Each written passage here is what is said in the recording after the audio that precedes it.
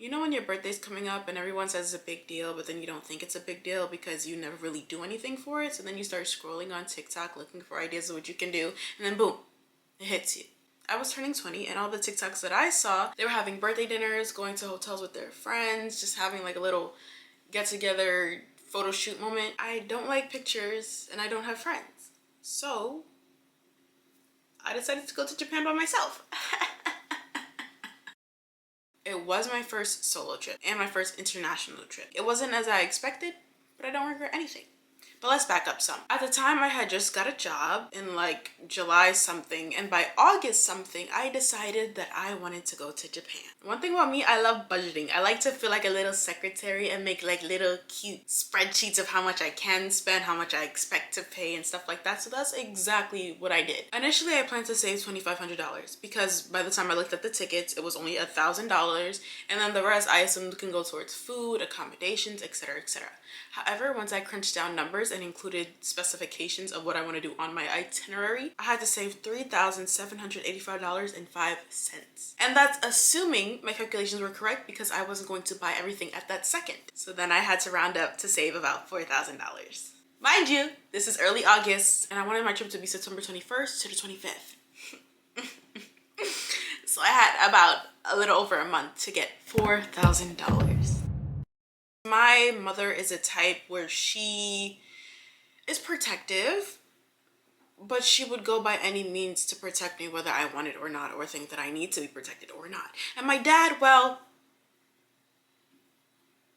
he just abides by her protectiveness. So I didn't tell anybody where I was going, thinking that they were going to tell my mom. They would literally sit there and convince me how unsafe that is, and how as a young Black girl I can probably get hurt in the world. Does that stop me? No.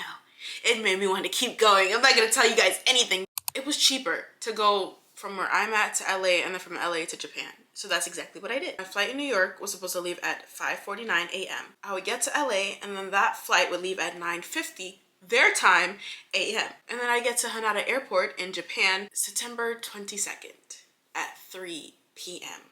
As you can imagine, that was a lot of traveling, but it really wasn't bad. That plane to Japan is huge. To my right, there was a 3-seater. To my left, there was a 3-seater. Where I'm sitting, there's 4 seats. Anyways, I ended up in Japan. I wouldn't say I was jet lagged, but I didn't really know what to do. It was kind of like a shock. Like, I didn't believe that I was actually there when I was there. I saw all the signs and whatnot, and like, it was like, I'm in Japan. But it didn't hit me that I was in Japan. I was kind of just focusing on how to get out so I can catch the train and get to my hotel, which, by the way, I stayed in 2 hotels also to save money. The first hotel that I went to was a capsule hotel called not Gen Z, but millennials. And it was about, I want to say 16,000 yen, which is $110 in the US. I was here thinking hotels cost $50 a night. I was wrong. I wouldn't say it's as small as you would think, like on TikToks and stuff. It was about the size of a, like 1/4 of a queen size bed in a room with a curtain and a fancy light. I liked it. It was kind of a vibe. For the other hotel that I really wanted to stay in, I couldn't get it on my first night there. I don't entirely remember what I did my first night. I think I just stayed inside and then maybe explored a little bit for some food and then came back home. Checkout time for this hotel was about 11 a.m. The check-in for the other hotel was about 2 p.m. So I walked to the other hotel, which was Shibuya XL Hotel, to check in early, or see if I could at least. Long story short, they told me no, which, okay, what am I gonna do with my bags and stuff? What's with all the hills? I'm hot. I'm sweaty. And the floor is a bit cracky, so I can't really roll it. Shit. I've been walking for like 5 minutes. Look, they got TJ. And I saw McDonald's and a bunch of other things. Okay, hold on. In Japan, at least in Shibuya, there is cobblestone. So when it rains, it's slippery. When you have bags, it goes. And because there's a lot of hills, I did not want to walk with my luggage. But luckily, Shibuya XL Hotel was able to hold my bags. And in the meantime, I went street kart racing, which is really, really cool. Well, so I'm gonna do some teehee.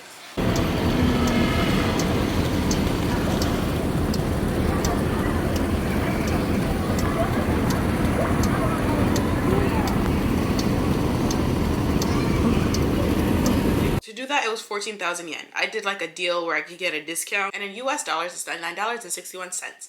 I will say though, you do have to get an international driving permit at your local AAA, AAA, whatever you want to call it.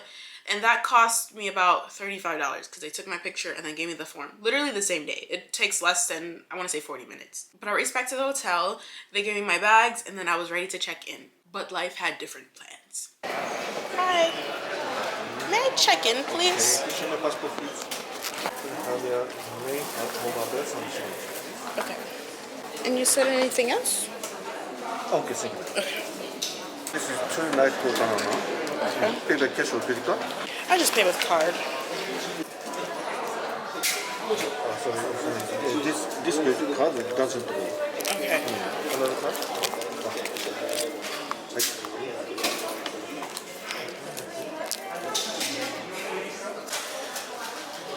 card doesn't work. No? Okay. Do you have an ATM then? That's the only cards I have. You don't have a cash? Not enough. Do you have an ATM? Yes.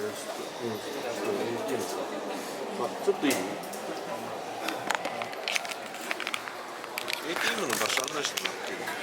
なんだっけ、来たらなんか鍵渡すからって。ああ、わかりました。ATM。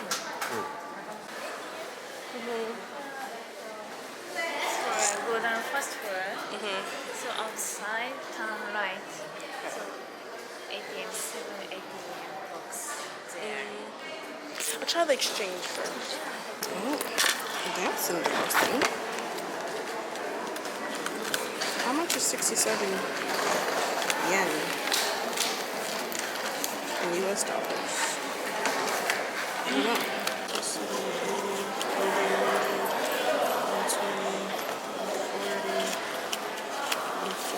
160. Okay, no, it's not gonna work. Basically, I don't have enough money. It's basically 63 yen, 1,000 yen. And I forgot I only took out 49,000 yen because I thought my card would work. But turns out they don't take Discover card here. And my TD Bank wasn't working for some reason. And I can't use my phone to translate anything. Oh, tripping. Because it's dead. Now I'm looking for an ATM. Also, should have left my bags.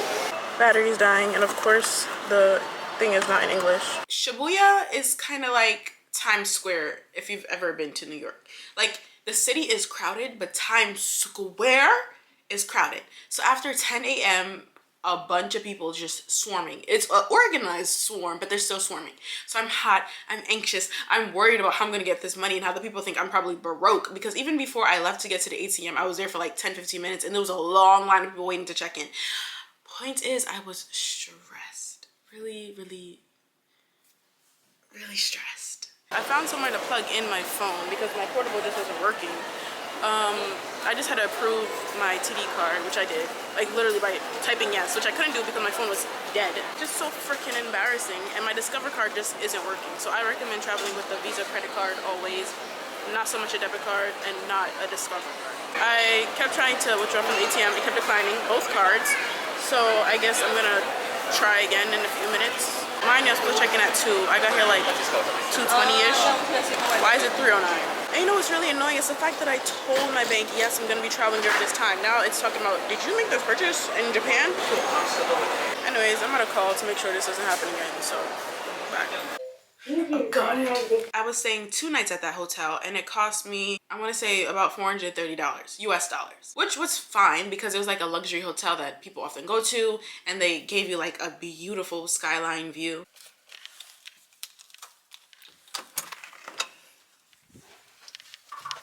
Ooh, my bad.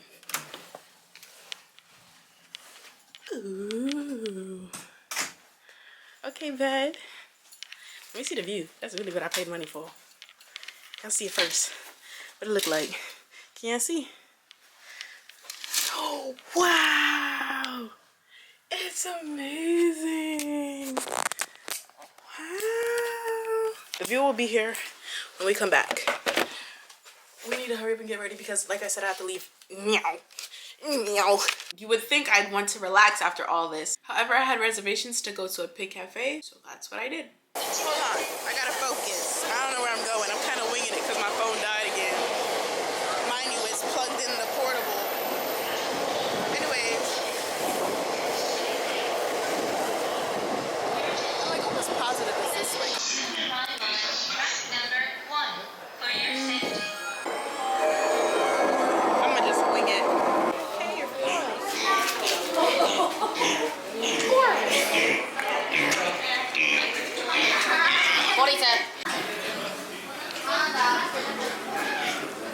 Now this brings us to September 24th, my birthday.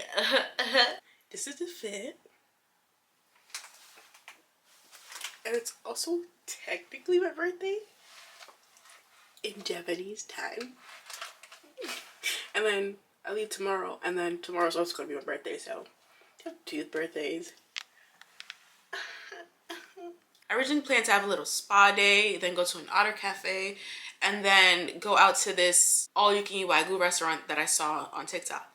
And also the all-you-can-drink bar. Do I drink? No, but it's the fact that I'm legally allowed to drink in Japan that made me want to drink. But that didn't happen. Although I know that I'm more of a reserved, quiet, non-drinking, non-party person, for some reason, when I went to Japan, I thought it would be different. I don't know why I thought that I would like a city in a different country when I don't like a city in my own country. City life is still city life. I am genuinely so tired. Like, not physically, but I think mentally, because all the people that's around, I'm not a city girly. I'm not. Even though I was born in Brooklyn, New York, I don't like cities. I don't like all the people. I don't like the rushing. I don't like the anxious. I don't like it. Give me a little town close to a city so I have the versatility but the peace, and I'm good. By the time it was about 8 p.m. their time, I was really tired and I would just go home. And then I'd wake up at 6 in the morning, their time, do everything that I want to do before the 10 a.m. rush. So with that said, I didn't do as much sightseeing as I really wanted to do, or really eat the amount of food that I wanted to eat. I don't know if it was nerves or my body adjusting to the different location, or if Japanese food is just so refreshing and satisfying that you just don't need to eat as much. But I spent a bunch of money at the Conbinis, which is convenience stores, and that was really it. I just came back from the Conbini. It was really just 7-Eleven. I spent a total of 1,987 yen. And it was embarrassing because it made a little brown sound, and I was like, it's never done that before. Basically, I was short 600 yen. So I had to scan my card and then give him cash, which was embarrassing because I tried to give him the cash, but I had to like press the cash button and then slide it in the cash department. But I didn't know that, so I was just like, arigatou gozaimasu. They say something else. They say like the daima or something like that. Am I supposed to say it back? I should probably Google what the daima means. But anyways, we're gonna try the food. Okay, so I think, well, not think, I for sure am gonna try the chips first because I am in love with chips. I'm a cookie and chips connoisseur. I'm a CC connoisseur. I'm a CCC. We're not gonna start gang signs. These are the chips that I got. Smells like barbecue chips. That crunch is a 10 out of 10. Flavor wise, it's not that good. Like, it's not like, oh my gosh, but I miss chips. I think the crunch is what's doing it for me. I'm for sure gonna finish this whole bag though. I got this because it didn't make sense to my brain how this would be appealing, but it's bread with stir-fried noodles. Like, it's literally spaghetti tacos, but in bread. This is some nice bread. Believe it or not, it just tastes like spaghetti and bread. Just a difference in texture.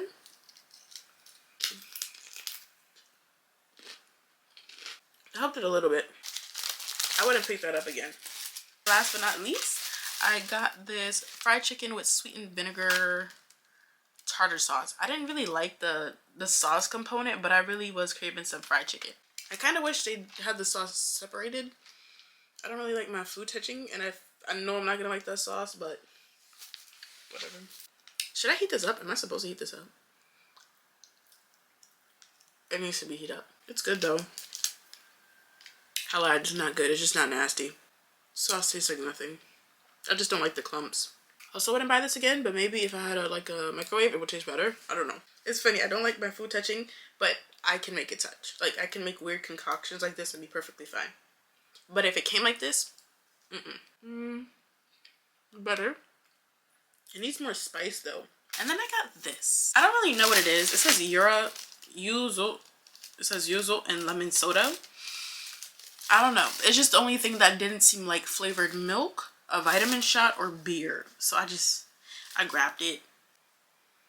Smells like lemons.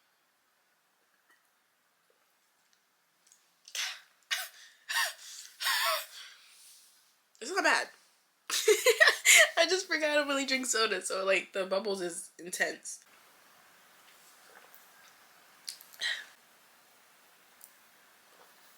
It's like ginger ale, but more fizzy. My main point of all of this though was to say that I canceled my plans for my birthday. And one thing about me, when I'm ready to go home, I'm going home. I have a reservation at 8 at this Wagyu place. I don't even want to go. I just want to sleep. I'm so freaking tired and there's so much people outside, so I'm going to call right now and try to cancel my reservation. Emphasis on try because it took me so long to like place it because I don't speak English and I don't speak Japanese. Their line is busy. I mean, what honestly happens if I just don't show up? Because it's not like they took my card or anything to charge me. The only reason why I am calling, like, despite all that, is in case someone else wants to join. Like, what if they have an anniversary or something and they're like, oh, can we come? And then they're like, nope, we need a reservation. And then they're like, dang, we didn't know, you know? They could end up having my own. I'm trying to Google the words, like how to say cancel reservation, but it's not working. Yoyaku o canceru suru. I'm gonna try again at 7. If they don't answer, I'm just simply not gonna show up. That's even if I'm up by 7. I need to see my eyes. They're barely staying up, and that's not an Asian joke. I'm just really tired.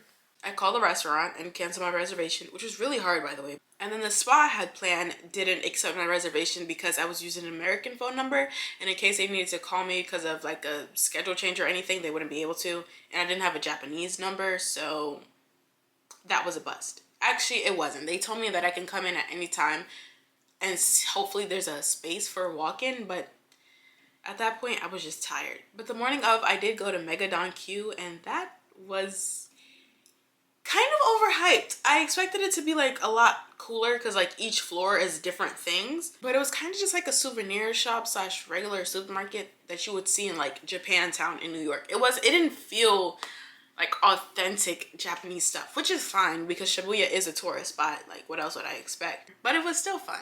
Did buy a bunch of ramen though. I'm not gonna say I girl boss too close to the sun, but I show you a lot of stuff. I was supposed to do like a cool edit where like I'll show you everything I got. I got distracted. We'll see how much this costs.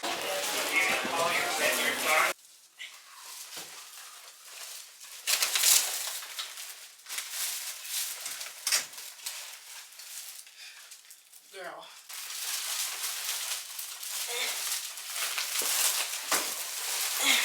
On this trip, I also expected to meet a bunch of people. I don't know why, because I wasn't really talking to anybody and no one was really talking to me except a bunch of weirdos. There's this one guy who was Indian who just kept talking to me and like watching me. I don't think this is the original because it's supposed to be by a train.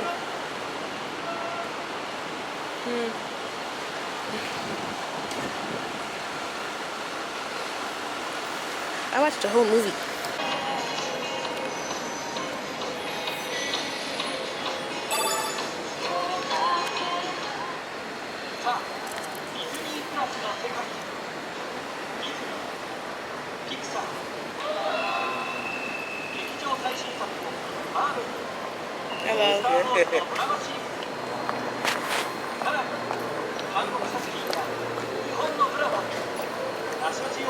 And he kept trying to get me to shake his hand, which was weird. I looked down at his hand and it was like this little prick thing. Like, it's like he got poked and it just started bleeding. He was kind of old, so maybe he was just checking his blood pressure or something, but it was still weird. Like, I don't want to touch you, much less with blood in your hand. And he just kept on insisting that I shake his hand, which is extra weird. And I was just like, no, we don't do that where I'm from. No, no thank you. and I just begged goodbye, like literally, and he would not leave. Yes, we were near a train station, so there was people around, but it doesn't really get busy until the train comes, so we were kind of by ourselves. But he didn't seem intimidating to the point where I think I'd die. Like, I think I could have took him if he tried something, but still, like, move. And I tried these great chicken skewers at this, like, I want to say bar, because that was really the only thing that was open while I was waiting to get other food and trying to waste whatever Japanese yen I had left. And there was this Guyanese guy who was just so persistent with talking to me and getting me a drink. So first I walk into the area and he's like, my sister. I'm not your sister, but you know, like, black power, so whatever. And he was sitting with this white guy, and he literally told the white guy to get up so I can sit there. I looked at the white guy and I was like, it's okay, you don't have to get up. And he's like, no, I don't mind. And I'm like, no, stay there. I'm not sitting there. So I walk inside the bar. I'm there looking at the menu, using my phone for Google Translate because I don't know what any of this says. So he comes inside the bar area, and he was just so persistent and kept talking and telling me about his life, how he's Guyanese. He asked if I speak Japanese. I told him no. He just kept talking. He took the hint eventually, and then he left. I ordered my food. He came back asking if he can buy my stuff. I say no. Because he wasn't listening to my no in English, I started saying it in Japanese. So I'm there, eat, eating. He's just talking. I'm still, eat. You eat. You like Iie is Japanese. I know. You know? He leaves. He comes back. I'm like, bro, what do you want? Like, at this point, I'm getting upset. He's like, oh, I'm just going to the bathroom. The bathroom was like a corner over there somewhere. So I'm sitting there. He comes. He's like, oh, I'm just going to the bathroom. So go. Why are you still here? So I literally told him, okay, go to the bathroom. So he's just there like, toilet, like telling me toilet in Japanese. Like, go to the bathroom. I know what toilet is. We had that lesson in school. I'm coming back. Don't come back.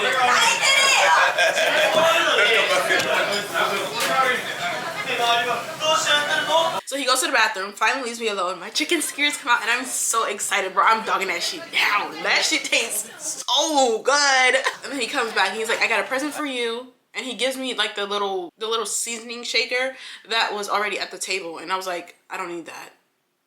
And he's just laughing, cackling, walking away. And then he comes back again, telling me that I look like his sister. And he shows me a picture. I don't look nothing like that old ass lady. No disrespect to her, but like, are you being racist? Because literally the only thing we had in common was that we're black.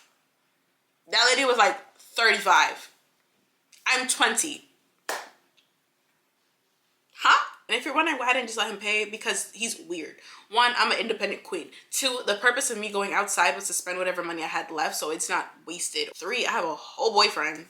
He would not like that. And four, I don't like the idea of people having a one-up on me. Like, not only are you a stranger and a man, but you're a stranger man trying to hit on me. And you're gonna be like, oh, I got you a drink, so now you have to talk to me. No. And then the guy behind the counter was just looking at us. I don't know if he was trying to figure out if he should even step in or if he was just watching. Like, I'm not sure how saving culture works in Japan. Nonetheless, I finally got out there and I started walking in zigzags because I didn't know if that man would follow me or not. Like, he was really, really weird. Like, really weird.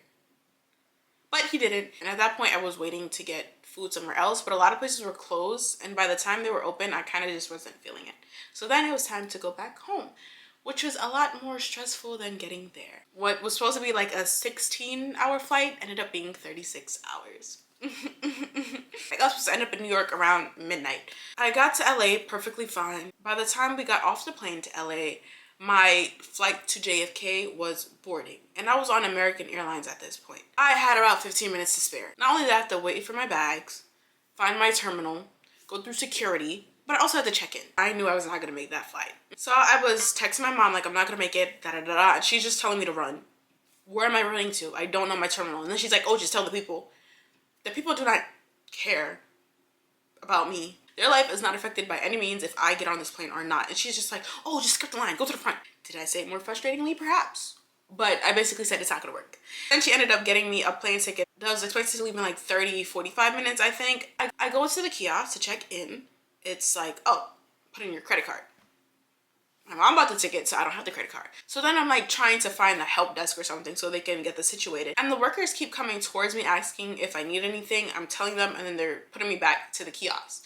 And then I'm telling them the kiosk isn't gonna work. So then they're like, oh, okay, just go to customer service. which is what I was doing to begin with. But bless their heart, they were just trying to help me. Thank you. You just have to do a better job listening. It's taking forever. And I see on the panel behind the lady, my flight number is now boarding. But I tell somebody and then they're like, okay, go to priority line and maybe they could help. I go to priority line. There is a line at priority line. So while I was like 3 people away on the regular line, I was now 5 people away on the priority line. But at that point, I'm like, whatever. It takes like 20-30 minutes for people to board. Maybe I can make it on time. So I get to like the desk at the priority line. I'm telling her the situation. She's like, you're not gonna make it. No shit, but what can we do about it? And she's like, you're not even supposed to be on this line. This is priority line. Are you going to help me or not? Of course, I didn't tell her that, but I really wanted to. I don't know what she did because she wasn't even really talking to me. Anyways, I got on a different flight. I think my flight was like at 9 p.m. or something. And I was in LA 4 or 5 p.m. I genuinely don't remember, but I was there for a while. I got some food, which was expensive. $30 for a burger and tater tots, and it didn't even taste like anything. I eventually got on my flight, which was fine because I ended up having a whole roast to myself, and then I eventually got to New York at 6 a.m. I live upstate, by the way, so I quite literally did not know how I was going to get home. But thankfully my dad was off, and then he took me to Manhattan where I got on a bus. It took me like an hour and a half to get upstate. My mom picked me up and drove me home, which was an extra 20 minutes. So as you can see, it was a long day of traveling. I'd do it again though. Maybe not the part coming back home, but I would go on an international flight yet again. If you take away anything from my experience, make sure you have at least 2 hours between connecting flights. Don't be like me. And I think the most important thing would be to consider your lifestyle and how you are. If you don't like city life, don't go to a city in a different country. If you don't like swimming, don't go to a beachy area. It sounds like common sense, but common sense isn't common. So don't be a me. I can't wait to see where I go next. Bye.